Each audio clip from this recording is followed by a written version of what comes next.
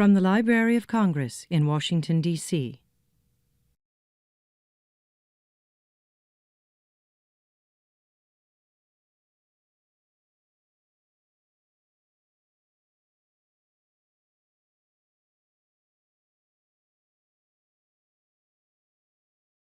My name is Betsy Peterson, and I'm the director of the American Folklife Center. And on behalf of the staff, and indeed everyone at the library, I want to welcome you here today for the third concert in our homegrown concert series in the Whittle Pavilion. And this is a bit new for us. It allows us to present music in a more intimate setting. The homegrown concert series allows the American Folklife Center to present the very best in traditional music from the United States and throughout the world, in fact.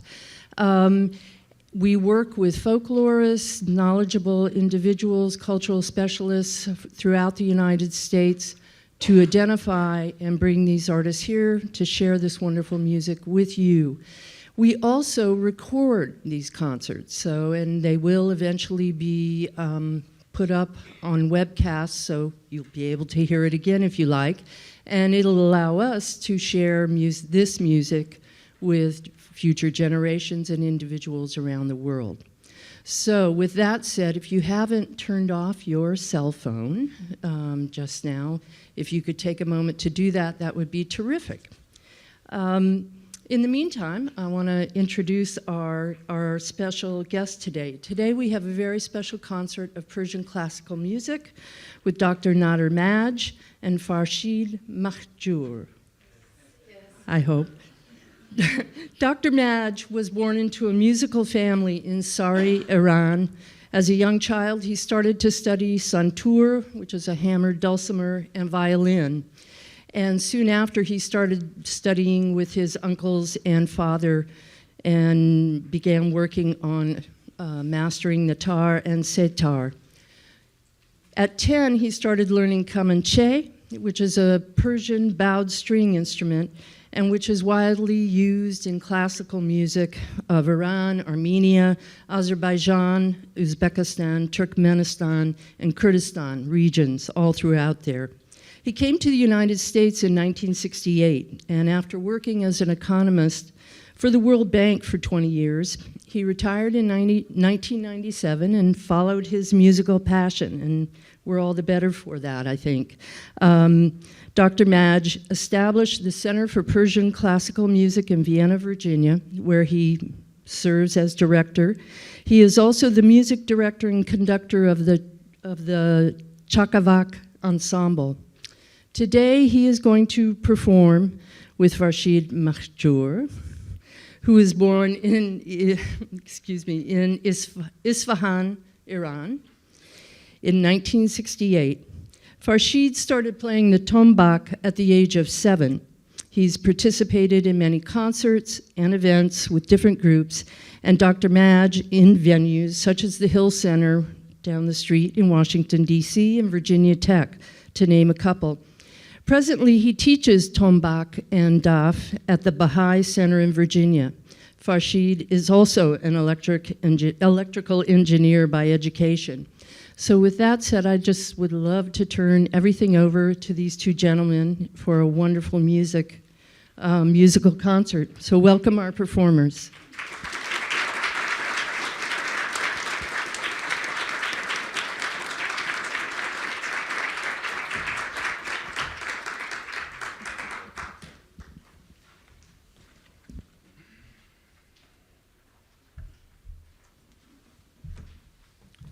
Good afternoon. I've been introduced, so I don't need to repeat that.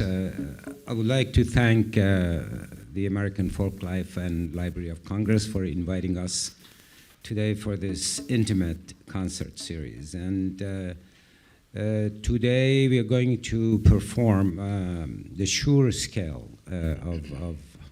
of the Persian radif, or the repertoire of the Persian classical music. And there is a difference between the Western music and the Persian classical music in a sense that we have quarter tones in our music, and because of the existence of the quarter tones, we have more scales. So we have 7 scales. In the Western music, we have 2, the minor and the major. In the Persian classical music, you have 7 scales and 5 subscales and some segments, which is called gouche. These segments, if you put them together, it makes the whole scale. And some of them are, for instance, the Shur scale has 70 gouches, for instance, segments, you put them together. And mostly the Persian classical music goes with the Persian poetry throughout the history, especially the ghazal, the part of it, which is a romantic, type of poetry. So it's vast, and it's been by the, I think UNESCO a couple of years ago, it's been part of the World Heritage because it's very ancient. It goes back to 1,000 years and probably more than 1,000 years. So we have 7 scales, and of the scales we have the Shur scales. Today we're going to be playing the Shur scales, partly rhythmic and partly non-rhythmic. The Iranian repertoire, the Radif, is mostly non-rhythmic. And it's very unique in that sense, The rhythm is intrinsic, it's inside the music. You have to pay attention in order for the audience to bring the rhythm out because it's not exposed. And the other thing about the Persian classical music is based on improvisation. So the audience plays a very special role in music, since it's not written. So the audience participates in a sense in creation of the music and the performance. And if you have a good audience and responsive, and then you can add more melodies and pieces to the music. Otherwise, you just finish it in a couple minutes, 5 minutes, and get over with it. So it's one of the factors, is the audience, and the other 2 factors, the time and place, also plays a very crucial role in improvising music. So what we're going to do is we're going to do improvisation in the Shur scale. It's a mixture of the rhythmic and also non-rhythmic, and hope you can enjoy it. Thank you.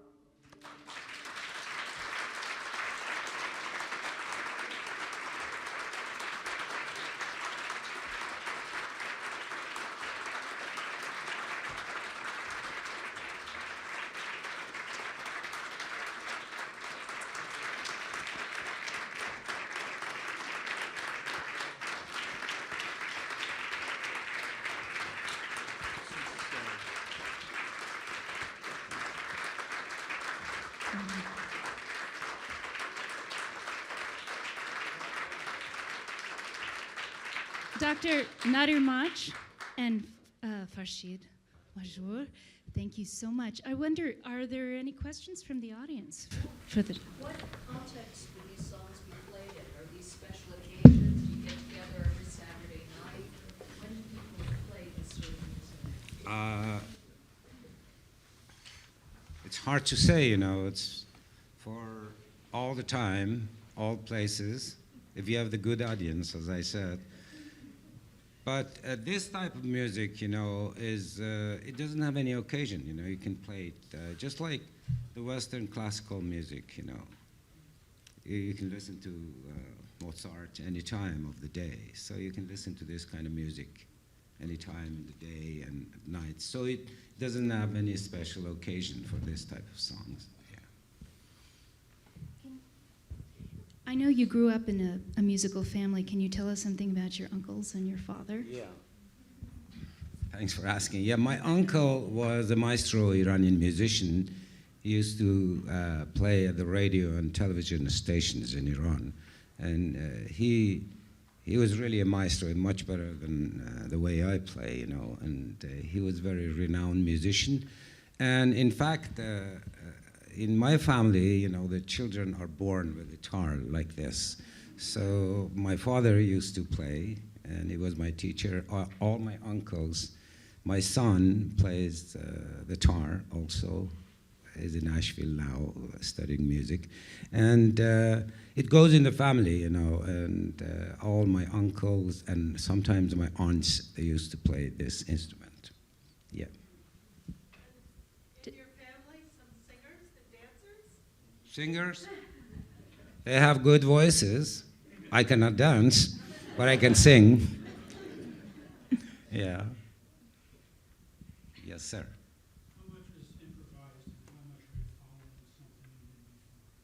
This one, basically, most of it's 90% was improvised, except we decided about some rhythms. We decided what kind of rhythms we are going to be playing. Other than that, everything was improvisation. Yeah. Is there a structure to it? Sorry? Is there a structure to it that you improvise on? Yeah, it's based on the radif, as I said, the repertoire, the scale. The scale of Shur has many gouches, segments. Gouche, by the way, is a combination of tetrachords or pentachords. So you can put them together, you come to the whole octave, which is the scale, you know, because the scale is going ascending or descending fashion, you know, in sequence if you go the notes up and down. But in the Persian classical music, when you play Shur, for instance, the one we played, you have 70 segments and you put them together, and sometimes you borrow from the other scales. So altogether we have 440 gouches, segments. And in the old time, you know, we had just the gouches and maqams. Maqam is the mode. So it was modal. Then in order for the Persian classical music to be compatible with the Western music, just like the minor and major scales, they decided to have the scales like Shur, Segah, and 7 of them, and so on and so forth, to make it compatible with the Persian Western music. But basically, it's based on the tetrachords and pentachords rather than the whole octave. Yeah. Could you kind of mention what were the gouches that you played in classical Shur today?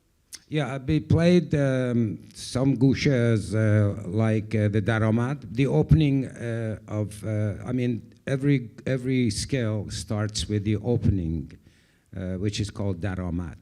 And then you go along the gouches. For instance, I played Shahnaz, I played Golriz, I played Zurkesh Salmak, and then I borrowed something from the Afshari Avaz, which belongs to the Shur. Avaz Gharai is another gouche.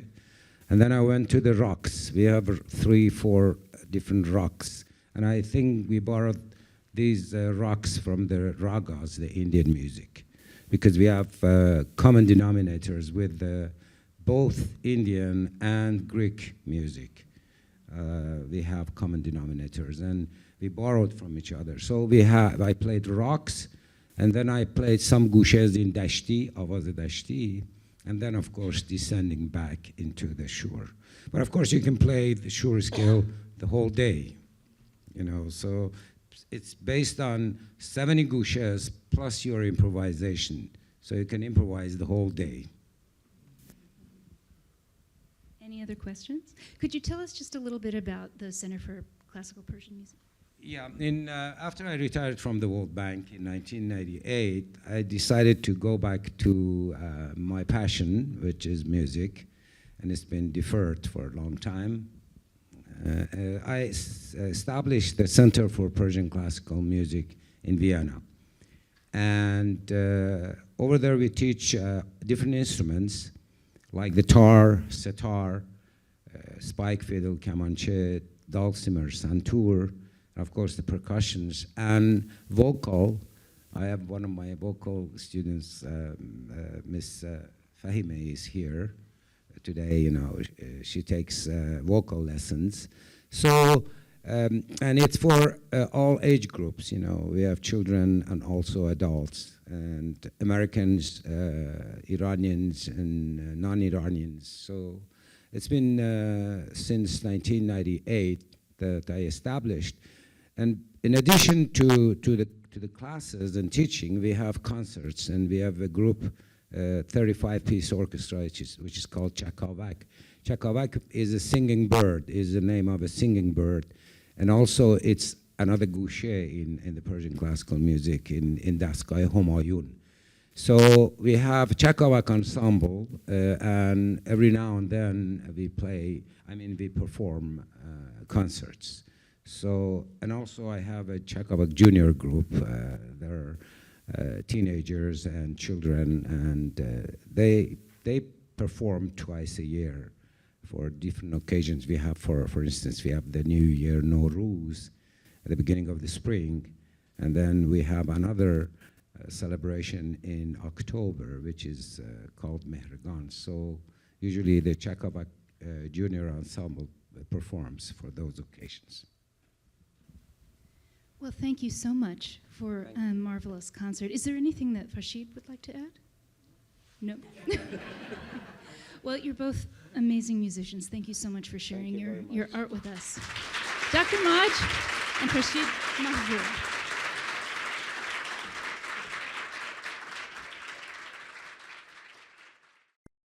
This has been a presentation of the Library of Congress.